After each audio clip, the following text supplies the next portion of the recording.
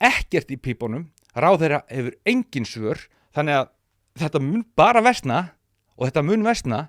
Ég veit ekki hversu langt við þurfum að sökka eða hversu langt við getum sokkið vegna þess að heimilin, hann bara þannig að börn sem alast upp í því að það er mikill bókakostur, það lesi fyrir þau á mótnana á kvöldin þegar þau eru lítil, þau munu alltaf ná árangri hvort sem það er eldspýtustokkar að kenna þeim eða ekki sko. Þannig að það er ákveðin svona bara lágmarksgrunnur sem við getum fallið niður, við getum ekki fallið niður en það sko. Hvort á honum sé náð núna, ég held ekki. Stelpurnar okkur eru að versna, strákarnir eru að versna aðeins. Þetta er mál. Hvers vegna er ekki Kastljósi umræðu þetta? Það er umræðu alls konar kjaftaði. Þegar þú spyrð hversna þau fólk ekki ræðið fólk ekki, af því að það eru bara einstaka menn, svona einhverjir hvítir hrafnar eins og þú og svo Bylgjan og Moggin sem að fjalla þetta.